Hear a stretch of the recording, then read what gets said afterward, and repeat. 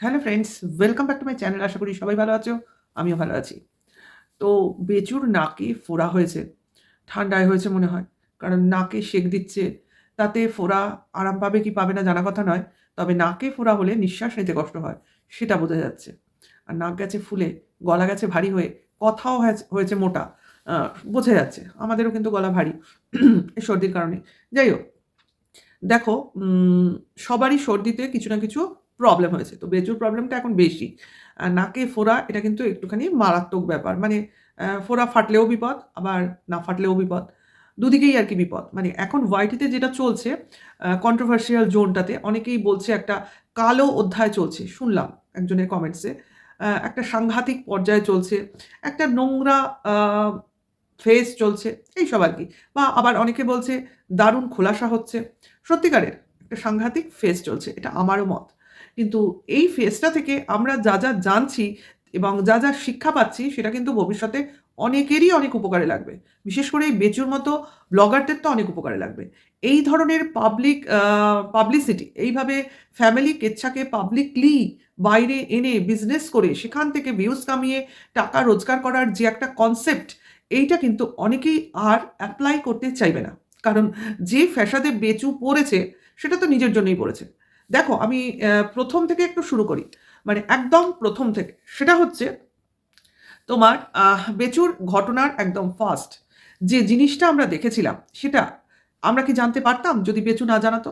বেচু তো বলতেই পারত, "এটা আমার ফ্যামিলি ম্যাটার, এটা আমি এই ব্যাপারে কিছু জানাবো না।" মানে যখন আমরা দেখলাম, যদি দেখতাম আরকি বেচুর ব্লগিংয়ে তার ওয়াইফকে দেখা যাচ্ছে না বা শুধু বেচুর ফ্যামিলির বউ বাদে বাকি সবাইকে দেখা যাচ্ছে, তখন আমরা যেভাবে সবাই কিউরিওসিটি প্রকাশ করতাম বা কোয়েশ্চেন করতাম যে কোথায়, কি হলো? তখন বেচু নির্বিকার চিত্তে বলতে পারত যে, "আমাদের ফ্যামিলি ম্যাটার, কিছু প্রবলেম, সেটা এখনকার জন্য আমি বলতে পারছি না, একটা সময় তোমাদের সামনে ক্লিয়ার করব।" এই সেম জিনিসটা আমি একটা চ্যানেল বা একজন ব্লগারের মাধ্যমে দেখেছিলাম। তোমাদের সেই চ্যানেল বা ব্লগারের মানে পরিচিতিটা তার চ্যানেলের নাম উল্লেখ করেই বলতে পারি, Cloud9। যারা ফলো করো তারা দেখতে পারো। ঠিক সেম পজিশন ওরও হয়েছিল। না, ওদের কোনো ছেলে-মেয়ে ছিল না। ওরা হাসব্যান্ড ওয়াইফ আ সেপারেট হয়ে গেছে। এখন বোধহয় ডিভোর্স কেসটা প্রায় মিটে যাওয়ার মতো। মানে ৬ মাসের সেপারেশন পিরিয়ডটা ওভার হওয়ার মুখে হয়তো। আমার সেভাবে ফলো করা হয় না। ওরাও কিন্তু ওদের এই প্রবলেমটাকে সামনে আনেনি। ওরাও কিন্তু ওদের চ্যানেলে আমরা ওদের দুজনকেই দেখতাম। ওদের আ মানে লাইফস্টাইলটাকে ফলো করতাম। কিন্তু তারপরে হঠাৎ একদিন দেখলাম যে আ যে ওয়াইফ সে একা ব্লগ দিচ্ছে বা ওই তার হাসব্যান্ড একা কথা বলছে। তখন আমাদের একটু সন্দেহ হয়েছে। তো ওরা ধীরে একটা সময় আ কেউ একজন ক্লিয়ার করে দিয়েছে যে এটা তাদের কিছু ব্যক্তিগত সমস্যা, যেটা নিয়ে তারা কোনো রকম আলোচনা করতে চান না। কিন্তু তারা এইভাবে সেপারেট হয়ে যাচ্ছে। তো এখানে তো আর তাদের কোনো প্রশ্ন করা চলে না বা সেখানে আমাদের ইন্টারফেয়ার চলে না বা কন্ট্রোভার্সি চলে না। তারা নিজের মতো ভদ্রভাবে, ভদ্রলোকের মতো সেপারেট হয়ে গেছে, যেটা কিনা খুবই নরমাল, এবং সেভাবে তারা সেপারেট হয়ে নিজের মতো খুশি থাকছে। তো এখানে কন্ট্রোভার্সিয়াল টপিক যেমন নেই, কন্ট্রোভার্সি করার মতও কিছু নেই। আর এখানে বেচু কি করেছে? সে ডে 1 থেকে কন্ট্রোভার্সিটাকে সঙ্গে নিয়েই আজকের দিন অবধি চলেছে। আর আজকের ডেটে এসে যদি বলে, "আমি কন্ট্রোভার্সি চাই না। আমার ছেলে বড় হচ্ছে, সে সবটা জানতে বুঝতে পারলে তখন তার সমস্যা হবে।" এই কথাটা তো আমি ১ম দিন ১ম একটা লাইভে উঠে বলেছিলাম যে, বেচুর এই জিনিসটা পাবলিক করার অনেক আগে ভাবা উচিত ছিল তার ছেলের ভবিষ্যতের কথা। অর্থাৎ সে এখন ইনকামের কথা ভেবে তার বউকে বেঁচেছে।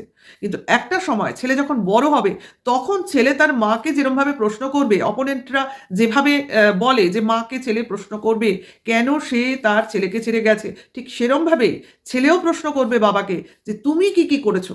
এই সত্যগুলো যখন ধীরে সমস্ত তার সামনে চলে আসবে, এই ওয়াইটির সব ঘটনাগুলো যখন ধীরে বুঝতে পারবে, দেখতে পারবে, শুনতে পারবে, তখন কি হবে? এই বাবাকেও কি ছেড়ে কথা বলবে ছেলে? আজকে বাবার মনে ভয় ঢুকেছে? বললে তো হবে না। তাহলে তুমি তখন কেন জিনিসটাকে স্টপ করিয়ে দাওনি? তোমার পক্ষে ক্রিয়েটররা যখন টিনাকে ছিঁড়ে খাচ্ছিল, তখন কেন তুমি আ তোমার মানে আপত্তি জানাওনি? আজকে কেন আপত্তি জানাতে এসছো? যখন তুমি তোমার গতি নিম্ন দিকে, তোমার ভিউজ নিম্নগামী, অপরদিকে কেউ তার রাস্তা ঠিকমতো তৈরি করে নিয়েছে, সে দাঁড়িয়ে গেছে এবং তুমি তোমার জায়গায় দাঁড়িয়ে বুঝতে পারছো, তুমি কখনো তাকে পরাজিত করতে পারবে না। উল্টে তার সঙ্গে লড়াই করতে একদিন তুমি পরাজিত সৈনিক হয়ে যাবে। এখন তুমি পিঠ বাঁচিয়ে চলার চেষ্টা করছো? বললে তো হবে না। এখন যখন সমস্ত কিছু যেরমভাবে শুরুর থেকে চলেছিল, ঠিক সেরমভাবেই চলবে। টিনা তো সমস্ত কিছু নিজের মতো নিয়ে নিয়েছিল। হ্যাঁ, কন্ট্রোভার্সি করতেও কোনোদিনও আপত্তি জানায়নি। কিন্তু কন্ট্রোভার্সিটাকে কন্ট্রোভার্সির মতোই রেখেছিল। অর্থাৎ মুখের ভাষা, অ্যাটিটিউড, আক্রমণাত্মক ভঙ্গি, মানে মারবো, কাটবো, ছিঁড়বো এই ধরনের কথাবার্তাকে ও আপত্তি জানিয়েছিল। না হলে কন্ট্রোভার্সির ও কোনোদিনও এগেইনস্ট এ যায়নি। কোনোদিনও কাউকে কিছু বলেনি। শুধু নোংরাভাবে কন্ট্রোভার্সি করাটাকে আপত্তি জানিয়েছিল। আজকে বেচু নিজে কোনো কন্ট্রোভার্সি নিতে পারছে না। আমরা তো ছেড়ে দাও, ওর নিজের পক্ষে দিদিরা যখন ওকে কাটাছেঁড়া করছে সেটা নিতে পারছে না। অথচ নিজে কিন্তু যা খুশি তাই করে যাবে। অর্থাৎ নিজের স্ট্যান্ড পয়েন্টে ও বরাবরই দাঁড়িয়ে থাকবে। বাদবাকি সবাইকে পরিচালনা করতে চাইবে। তো চেষ্টা কর। আমি বলি চেষ্টা কর। তোর কথায় সব হবে। তুই কন্ট্রোভার্সি শুরু করতে বলবি, কন্ট্রোভার্সি হবে। তুই কন্ট্রোভার্সি থামতে বলবি, কন্ট্রোভার্সি থেমে যাবে। তুই ও তোর বাড়ির রাজা হতেই পারিস। তোর বাবা-মাকে প্রজা বানিয়ে রাখতেই পারিস। কন্ট্রোভার্সি ক্রিয়েটরদের তুই কোন মানে তোর কথায় ওঠাবি বসাবি? আমরা কি তোর খাই না পড়ি? তুই যেমন তোর বউকে বেচছিস, তোর ফ্যামিলি মেম্বারদের বেচছিস, আমরাও তেমনি তোকে বেচছি। তুই তো বলেছিলি একদিন যে এই ওয়াইটিতে সবাই সবাইকে বেচে। তাহলে আজকে কেন এগুলোতে আপত্তি তোর? আমরা আমাদের কাজ করছি। তোর দোষ, গুণ, ভুল দেখছি, বলছি। ভালোটাও যেমন বলছি, খারাপটাও সেমন বলছি। তো তোর কাজের মধ্যে যদি অতিরিক্ত খারাপ কাজ থাকে, তো ভালোটা বলবো কি করে? কিভাবে বলবো? তোর বয়সী একটা মধ্যবয়স্ক ছেলে যে কিনা নিজে না খেটে ক্যামেরা ধরে বাবা-মাকে খাটায়, তাকে ভালো বলা যায়? যে বাচ্চাটার যেখানে একটা জায়গায় ক্রাইসিস, তাকে অতিরিক্ত দেখভাল করার প্রয়োজন আছে, এটা কিন্তু আমরা বুঝি। অথচ তোরা করতে পারবি না, মার কাছে যেতেও দিবি না। কারণ তোর বাবা-মার যথেষ্ট বয়স হয়েছে। তারা নাতি-নাতি করতেই পারে। কিন্তু তোকে তো বুঝতে হবে যে এই বয়সী বাবা-মা, বৃদ্ধ বাবা-মা থাকলে ওই বাচ্চাটার পেছনে দৌড়নো বা তার সঠিক দেখাশোনা করা ওদের পক্ষে সম্ভব নয়। আর তোরও সম্ভব না।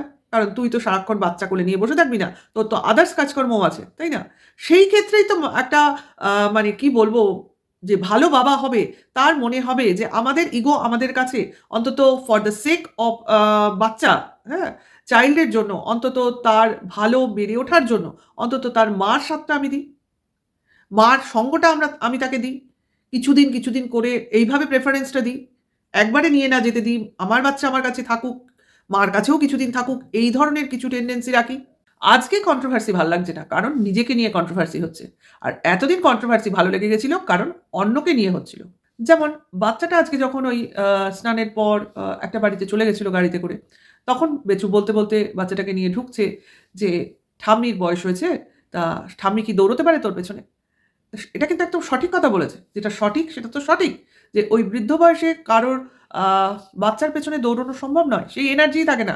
কারণ তাকে বাড়ির কাজ করতে হয়, রান্নাবান্না করতে হয়, নিজের শরীরটার দিকেও খেয়াল রাখতে হয়। কারণ সে অসুস্থ। প্লাস আ আরো অনেক কাজ থাকে যেগুলো সবকিছু বলা সম্ভব নয়। তারপরে ওই দুরন্ত বাচ্চা কোথায় গেল না গেল সেটা খেয়াল রাখা যেটা উনি করেন, তারপরেও কিছু সময় পারেন না। যেটা কিনা তার পক্ষে করা সম্ভব নয়। তাহলে এইখানেই তো বেচোর বোঝা উচিত যে তার মা বয়স হয়েছে তাই তার নাতির পেছনে দৌড়াতে পারছে না। আরে ছেলের মার তো বয়স হয়নি।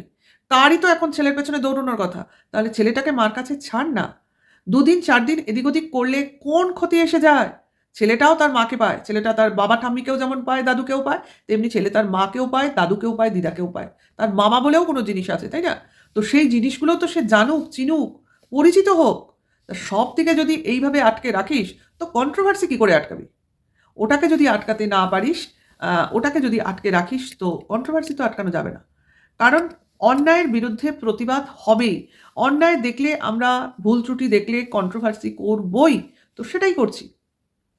এইবার ব্লগিং এর শেষে, ঠিক আছে?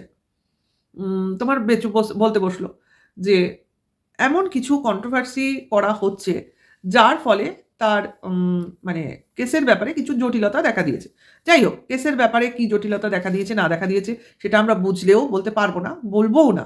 ঠিক আছে? কিন্তু ব্যাপারটা হচ্ছে যে যদি আমরা বা ওর পক্ষে ক্রিয়েটররা ভুল কিছু বলে থাকি, মানে যার জন্য বেচু অফেন্ডেড, তো সেখানে তো বেচুর ভয় পাওয়ার কিছু নেই। কারণ ভুল তথ্য পরিবেশন হলেও সেটা কেসে কোনো কাজে আসবে না। ওকে? যেইভাবে উদাহরণস্বরূপ আমি বলতেই পারি, টিনার বিরুদ্ধেও অনেক ভুল তথ্য পরিবেশন হয়েছে ওপক্ষের দিক থেকে। অনেক কিছু, যেগুলো আমার উত্থাপন করা না করা বৃথা। সবাই জানো টিনাকে কি বলা হয়েছে, না বলা হয়েছে, কতটা বলা হয়েছে। শুধু টিনাকে বলা হয়নি, তার পরিবারের ইচ অ্যান্ড এভরিওয়ানকে নিয়ে বলা হয়েছে। এমনকি তার বৃদ্ধ ঠাকুমাকেও ছেড়ে কথা বলা হয়নি। টিনার সঙ্গে যারা যারা কথা বলেছে তাদের প্রত্যেককে টিনার সঙ্গে জড়িয়ে দেওয়া হয়েছে। এমনকি তার পাশের বাড়ির দাদাকেও ছেড়ে দেওয়া হয়নি, কাকাকেও ছেড়ে দেওয়া হয়নি। তারপরেও এরা বলে বেচুকে নিয়ে বাজে কথা বলবে না। যাই হোক, সেটা বড় কথা না। বড় কথা হচ্ছে যে ওইসব ভুল তথ্য পরিবেশন করার পরেও টিনা যদি পজিটিভ ওয়েতে কেস লড়তে পারে, তাহলে এদের ভয় কিসের? ওদের পক্ষের তথ্যগুলো সঠিক হলে টিনা তো বিপদে পড়তো, তাই টিনা তো বিপদে পড়েনি। সে তার দিক দিয়ে সঠিক আছে বলেই এখনো লড়াই করে যাচ্ছে, লড়াইয়ের ময়দান ছেড়ে দেয়নি এবং মাথাটাও নিচু করেনি কারোর কাছে, এমনকি কোনো কন্ট্রোভার্সি ক্রিয়েটারের কাছেও না। সে কাউকে পরিচালনা করেও না, কারোর দ্বারা পরিচালিত হয়ও না। এতটাই স্বাধীনচেতা, কারণ ও জানে ও সৎ পথে আছে। অর্থাৎ আমরা ওকে দেখে ওকে সাপোর্ট করি এমন নয়, ও আমাদের সাপোর্ট করতে বলেছে। বোঝাতে পারছি? আর এ পক্ষের ব্যাপারটা কি? এ পক্ষের ব্যাপার হচ্ছে এখানে সবাই বেচুর পাশে দাঁড়াচ্ছে বেচু চাইছে বলে, ঠিক আছে? এবং বেচুর সঙ্গে সবার যোগাযোগ রয়েছে, মানে কথোপকথন হয় আর কি। সে এখন বেচু পার্সোনাল ম্যাটারে কথা বলুক, ভাই বোন দিদি দাদা এরকম রিলেশনে কথা বলুক, সে যে রিলেশনেই কথা বলুক। অর্থাৎ আমরা ফার্স্ট ডে থেকে বেচুর বাড়িতে কন্ট্রোভার্সি ক্রিয়েটারদের দেখছি এবং বেচু তাদের সঙ্গে স্ক্রিন শেয়ারও করছে এবং লিগাল টিমদের সঙ্গেও স্ক্রিন শেয়ার করছে। তো যেটা আমরা সাধারণভাবে টিনার পক্ষে বা টিনার দিক থেকে দেখিনি, দুই একবার বাদ দিয়ে। কিন্তু বেচু ফার্স্ট ডে থেকে এদের সঙ্গে ছিল, এদের সঙ্গে আছে, এদের সঙ্গে থাকবে লাস্ট ডেট অবধি। এটা তোমরা জেনে রাখো। যতই বলুক নেই নেই নেই, ওটা কানে দিও না। ওটা হচ্ছে শুধুমাত্র কন্ট্রোভার্সিটাকে জিয়ে রাখার জন্য আর ভিউয়ার্সদের আটকে রাখার জন্য। কিন্তু একটা জিনিস তোমরা খেয়াল করবে যে বেচুকে যতই বলা কওয়া হোক না কেন, বেচু কিন্তু নিজের জেদে একদম অটুট থাকে। মানে যেটা ও করবে বলে ভাবে সেখান থেকে ও কিন্তু বেরোয় না।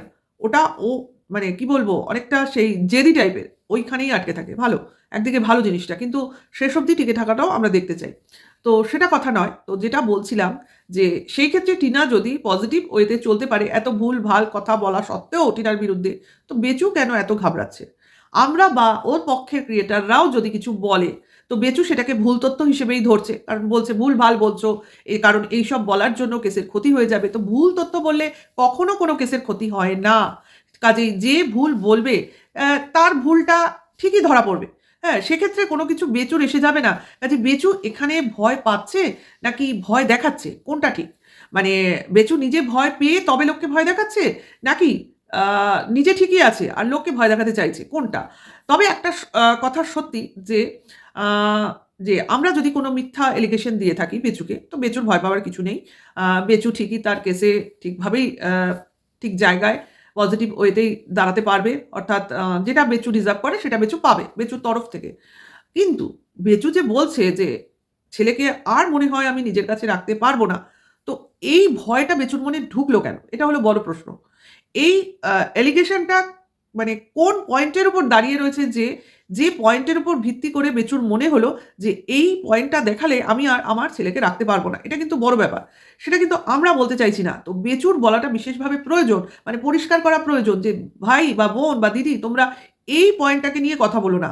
এই পয়েন্টটাকে নিয়ে যদি কথা বলো তাহলে আমার ছেলের কেসটা বিশেষভাবে দুর্বল হয়ে পড়বে। অর্থাৎ আমি আর আমার ছেলেকে কাছে রাখতে পারবো না। তো আমরা বুঝতে পারছি, কিন্তু আমাদের বোঝাটাই যে একদম স্যাঙ্গুইন সেটা তো দাবি করতে পারি না। তো সেই ক্ষেত্রে ক্লিয়ারটা কে করতে পারে? বেচু করতে পারে। বেচুর পক্ষে দিদিরাও নয়, কারণ বেচুর পয়েন্ট অফ ভিউটা আমাদের জানা প্রয়োজন। আশা করি বোঝাতে পারছি। তো বেচুর এইসব কথা বলার আগে বেচুকে ক্লিয়ার করতে হবে যে বেচু কোন পয়েন্টটাকে নিয়ে কথা বলতে বারণ করছে। তো সেটা শোনার পরই যারা যারা বলছে তারা ডিসিশন নেবে যে বলবে কি বলবে না। কিন্তু ক্লিয়ার হলো না, এটাই হলো আসল কথা। তো এটা তো একটা কথা গেল। আর বেচু এই ব্যাপারটাও আমাদের সিওরিটি দিল যে ও আগামী দিনে অজ্ঞাতবাসে যাবে এবং আম, তার বাবা মার কাছেই চ্যানেল থাকবে যারা কিনা ভিডিও দেবে, অর্থাৎ বেচুকে আর আমরা দেখতে পারবো না, অর্থাৎ ওয়াইটি ছেড়ে দেবে। তো এই ওয়াইটি ছেড়ে দেওয়ার প্রসঙ্গে তো অনেকেই রয়েছে। তো দেখা যাক, আমাদের তো শেষটা দেখতে হবে। যারা মুখে বলছে আদৌ তারা অরিজিনালি ওয়াইটিতে থাকবে না থাকবে না, মানে যেটা বলছে সেটা করবে কি করবে না, সবই কিন্তু উজ্জ্বল। এখন কিন্তু সবই উজ্জ্বল। কাজেই যেটা চলছে একটা টোটালি ড্রামা চলছে, এটাই আমি বলবো। কারণ ড্রামা তো চলছে ভাই। কারণ বোঝা যাচ্ছে এখন সবটাই সবটাই ভিউজের খেলা, সবটাই ভিউয়ার্সদের বোকা বানানোর চেষ্টাই বলবো। কারণ এখন আর ভিউয়ার্সরা বোকা বনছে না। বিভিন্ন লোকের কমেন্টস আমাদের চোখের সামনে চলে আসছে, যাদের দ্বারা বোঝা যাচ্ছে যে তারা এই ঢপবাজি জিনিসগুলো বুঝতে পারছে। তো দেখা যাক কতদূর এরা ঢপ মারতে পারে। অর্থাৎ এই ঢপবাজি কেস মানে ওই কেস নয় কিন্তু। ঢপবাজি কেস মানে এই ওয়াইটির বিভিন্ন ইনসিডেন্টের কথা বলছি। তো সেটা কতদূর মানে চলতে পারে, কতদূর টানতে পারে, সেটাই দেখার। তো ভিডিওটা এখানেই শেষ করি। নেক্সট ভিডিওতে খুব তাড়াতাড়ি আবার তোমাদের সামনে আসবো। ভালো লাগলে লাইক, কমেন্টস করবে। নিউ ভিউয়ার্স হলে সাবস্ক্রাইব করে অল নোটিফিকেশনটা অন করে দেবে।